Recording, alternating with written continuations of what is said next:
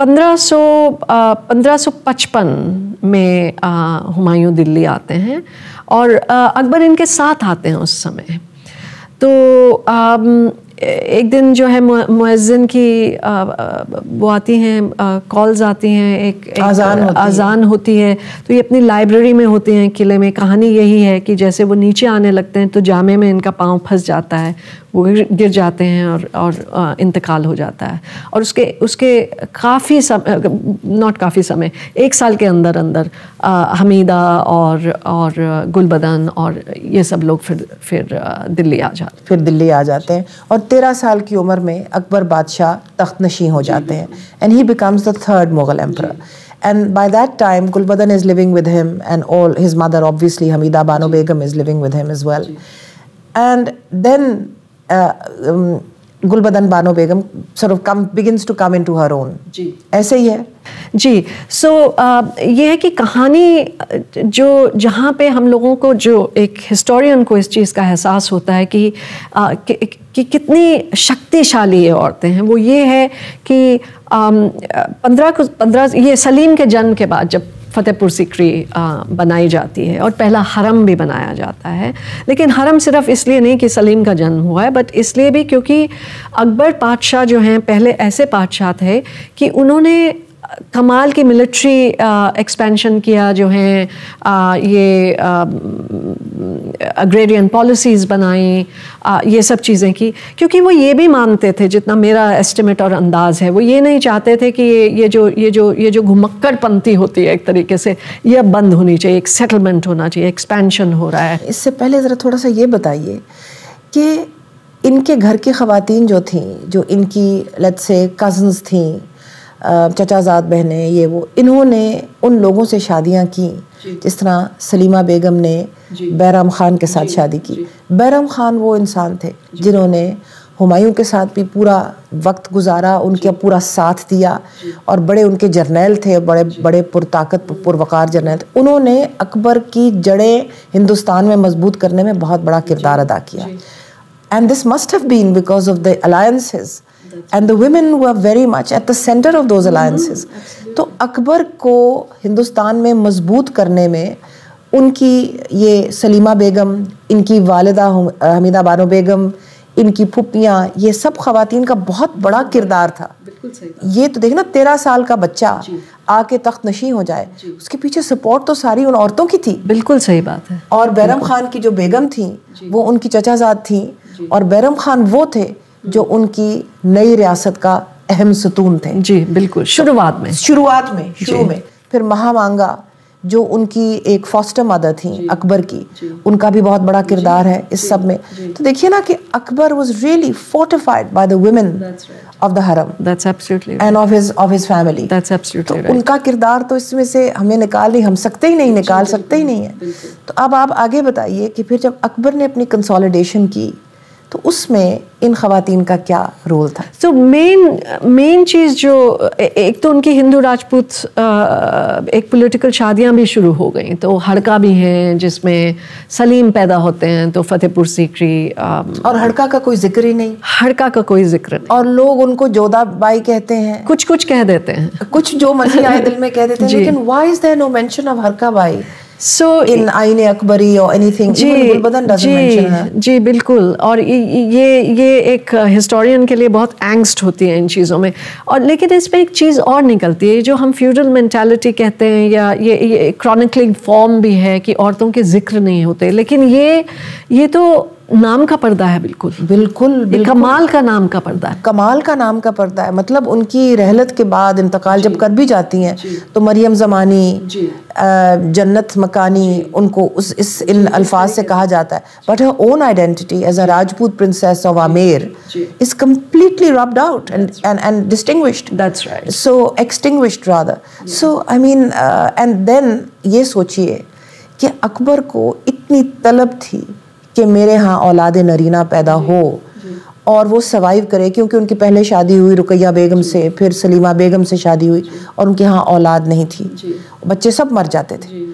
तो फिर उनको किसी ने कहा कि सलीम चिश्ती अजमेर में हैं और बहुत बड़े फ़कीर दरवेश, उनके यहाँ पैदल जाओ और मन्नत मांगो।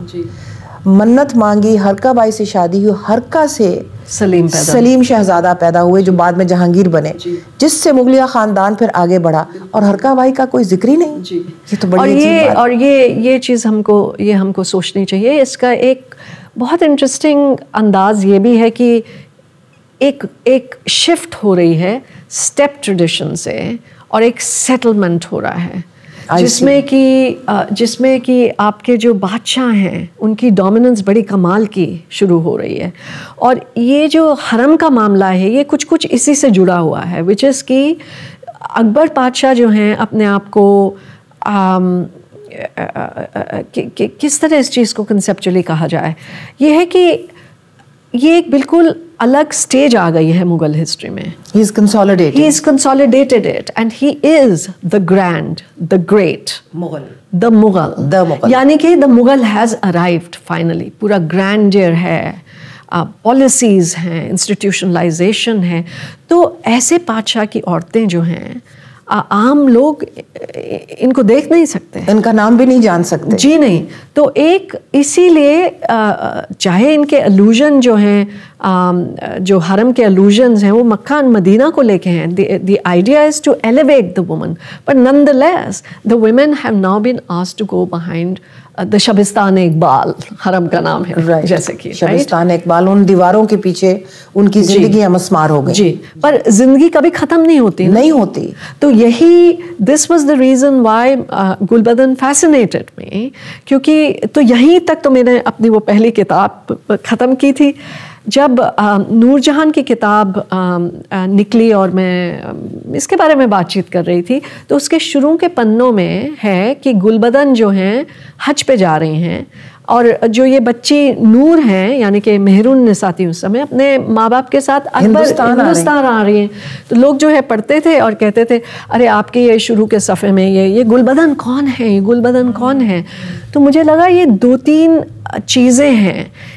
एक तो ये कि ये जब हरम से निकलें, जब ये हिजाज की तरफ गईं, वहाँ पे क्या हुआ, ये क्या रीज़न था कि ये 4 साल वहाँ पे रहीं। अच्छा ये बताइए कि ये कैसे निकली हरम से, कैसे ये इतनी 20 ख़वातीन को जो कि हरम की नुमाया ख़वातीन उनको ले के काफ़िले के ज़रिए और समंदर में जहाज़ों में बैठ के ये गई हिजाज और मक्का मदीना जाके ये इन्होंने हज किया, ये कैसे मुमकिन हुआ जी, ये वहाँ चली गई।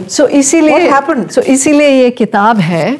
और वो ये है कि बहुत ही कमाल की कहानी है जो कि हम लोग बिल्कुल नहीं जानते थे इनके बारे में, क्योंकि यहीं पे इनकी पूरी शख्सियत का हमको अंदाज़ा होता है। क्योंकि अभी तक तो किताब लिखी नहीं गई है, ये आपका 1577 है, 1577 ये निकल गई हैं।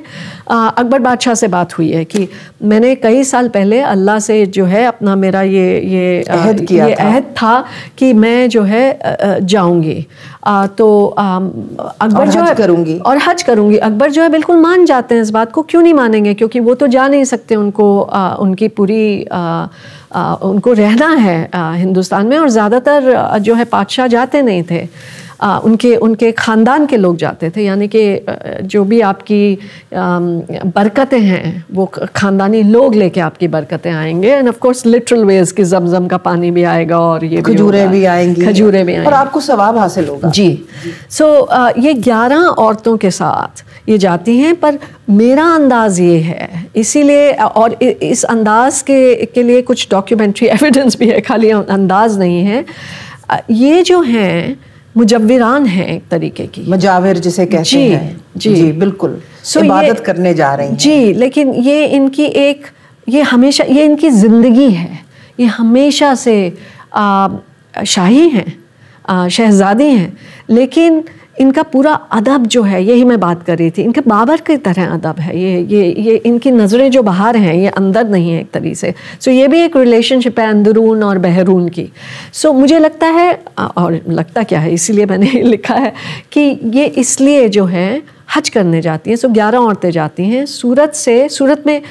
इस समय पोर्चुगीज़ जो हैं बहुत इनकी अहमियत है, इंडियन ओशन में है। तो गुलबदन बानो बेगम आप कह रही हैं कि एक तरीके से हरम में नहीं रहना चाहती हैं जी, और वहाँ से निकल के आज़ाद होके चलना फिरना चाहती हैं। Exactly, because this is her lineage, this is her ancestry, कि ये लोग नोमैड्स थे, ये खाना बदोश थे, ये कभी कहीं कभी कहीं कभी कहीं, तो इनको आदत भी थी। तो पंजाबी में कहना फिरन टुरन दा शौक, फिरन टुरन दा शौक सी, ते इन्होंने अपने पुत्रिये नूं कहा भाई बहुत हो गई है ते हुण मैनू फिरन टुरन जान दो, ते हज तो बेहतर की हो सकता है। बिल्कुल।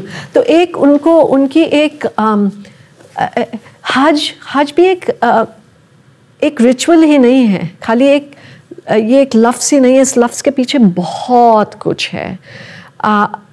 जो ये 16वीं शताब्दी की हम बात कर रहे हैं, इन्हीं लफ्ज़ों को लेके गुलबदन जो हैं अपने बारे में सोच रही हैं कि कैसे अब क्या होगा, कि अब मुझे रहना तो हरम में है पर ये किस तरीके की ज़िंदगी।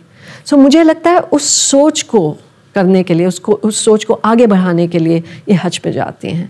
सो जब ये सूरत पहुंचते हैं, अकबर का अरेंजमेंट तो ये होता है कि पोर्चुगीज़ की तरफ से इनको ये कार्टाज वो इशू करते थे, क्योंकि they were the basically mercantile leaders but control the sea lanes in the Indian Ocean, Red Sea और इन सब जगहों में कार्टाज तैयार नहीं था। सो अंत में ये एक पासपोर्ट था, पासपोर्ट टाइप। अंत में गुलबदन जो हैं उनकी एक प्रॉपर्टी होती है वहाँ पे, जो कि फादर मोन्सराटे ने एक लाइन लिखी कि जब गुलबदन ने बुत्सेरिस पोर्चुगीज़ को दिया तभी उनके जहाज़ जो है वहाँ से निकले। तो मैंने कहा ये बुत्सेरिस क्या है, क्योंकि मैप से 16वीं शताब्दी के जो नाम हैं वो उड़ जाते हैं, बहुत तरीके की चीज़ें होती हैं।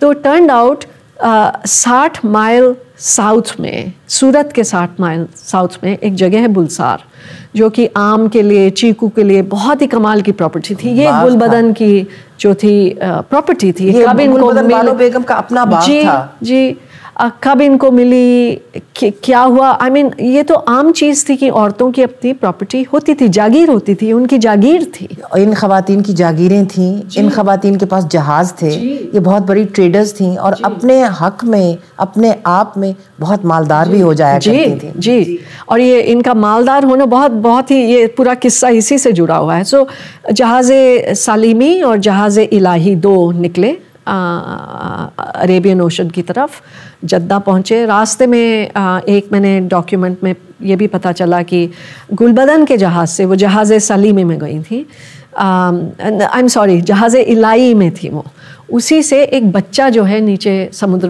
में गिर जाता है। फिर उसका पूरा रेस्क्यू ऑपरेशन होता है, उसको वापस लाया जाता है। इस तरीके की चीज़ें ये सब हुई। फिर वो पहुँची।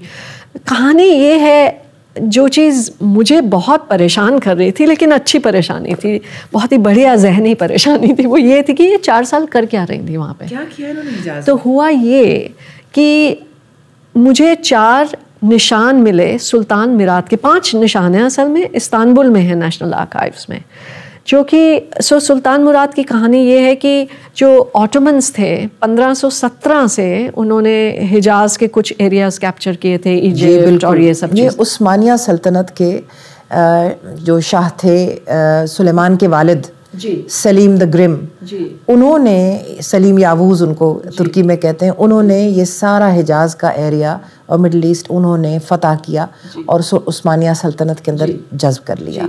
तो उसके बाद उनके बेटे सुलेमान आए, फिर उनके बाद उनके बेटे फिर सलीम आए, और ये मुराद जो थे ये शायद सलीम के बेटे थे। सही। तो सुलेमान के ये पोते थे जी, और ये अकबर के कंटेम्प्रेरी हैं। जी बिल्कुल, जी बिल्कुल। और इसमें सबसे इम्पॉर्टेंट चीज़ ये है कि जब इन लोगों ने ये कैप्चर किया उस्मानिया डायनेस्टी ने, प्रॉफिट मोहम्मद के डायरेक्ट डिसेंडेंट तो है नहीं, तो किस तरीके से ये जो कि लीगल आपका बेसिस क्या है कि आप यहाँ पे हुकूमत कर सकते हैं, वो ये था कि इन्होंने अपने आप को इस तरीके से प्रोजेक्ट करना शुरू किया, जैसे कि डॉक्यूमेंट्स में लिखा है the protectors and servitors of all, यानी कि आप हज्जी हैं या वहाँ के रहने वाले हैं या बेडविन हैं, जो भी हैं, ये जो हैं आपका ख्याल करेंगे, ये जो है मेन मुद्दा है। तो जब और यहीं पे ये जो है टेंशन शुरू हो जाती है। और इन्होंने अपनी अहमियत इसी से बनाई, इसी से लेजिटिमेसी इसी से बनाने जी की बिल्कुल कोशिश की। ये इस्लाम में माना गया है कि अगर आप किसी का ध्यान दे, किसी का, इसीलिए तो आपकी ज़कात है, आपकी सदक़ात है, और ये सब चीज़ें मैं इसलिए मेंशन कर रही हूँ कि सो गुलबदन इनकी गेस्ट हैं, ये जानते हैं कि ये इनका पूरा मुग़लों का कारवान आया है, और अकबर द ग्रेट की जो है खाला फूफी हैं जो इसमें हैं। तो ये जानते हैं ये सब चीज़ें हो रही हैं, ये इस्तांबुल में बैठे हैं, इनको पूरा पता है। 1578 में इनका पहला निशान जो है मक्का और मदीना जाता है, 2 जगह। उसमें ये लिखते हैं कि ये जो निशान भी फरमान ही होता जी है। फरमान होता है। तो उसमें ये लिखा जाता है कि ये जो ये मुग़ल ख़ानदान की जो औरतें हैं, बादशाह अकबर की जो ये कि बेसिकली औरतें हैं और ख़ानदान है जो यहाँ पे आया, ये एक तरीके से मुजव्विरान हो गए हैं। ये बहुत समय से यहाँ बैठे हैं, और यही नहीं है, ये सदक़ात लोगों को दे रहे हैं। ये बहुत पहले पैसे, बहुत दौलत निछावर की अकबर ने उनके साथ भेजी सदक़े के लिए।